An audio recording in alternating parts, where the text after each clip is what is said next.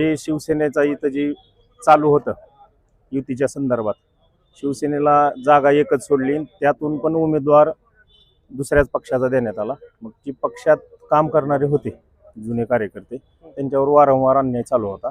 त्यासाठी आम्ही एक आघाडी करण्याचा प्रयत्न केलेला आहे यशवंत सेनेमार्फत, आणि आम्ही 5 जिल्हा परिषद गटामध्ये उमेदवार दिलेले आहेत आणि पंचायत समितीमध्ये उमेदवार दिलेले आहेत। त्यातून आम्ही नारळ, छत्री आणि कब्बशी असे 3 चिन्ह केलेले आहेत। आज आम्ही त्या पक्षाचं पत्र देऊन एक चिन्ह आम्ही सर्व सदस्यांसाठी देण्याचंही करणार आहोत आणि ठामपणे आम्ही निवडणूक लढवणार आहोत आणि आमचे नक्कीच उमेदवार विजयी होतील। कारण की वारंवार अन्याय व्हायल्यानंतर कुठेतरी एक स्थानिक स्वराज्य संस्थेच्या निवडणुकाही कार्यकर्त्यांसाठी असते। कार्यकर्त्यांवरच जर अन्याय व्हायला तर पक्षही वाढणार नाही आणि कार्यकर्ते तसेच होणार। त्याच्यामुळे ही एक नाराज आणि पक्षावर एक प्रेम करणाऱ्या कार्यकर्त्यांची एक फळी बनवून आम्ही आघाडी तयार करून निवडणुकीला सामोरे जात आहोत। 5 जिल्हा परिषदेमध्ये आम्ही उमेदवार दिलेले आहेत आणि तेवढ्याच ठिकाणी पंचायत समितीला उमेदवार दिलेले आहेत। कोणते जिल्हा परिषद?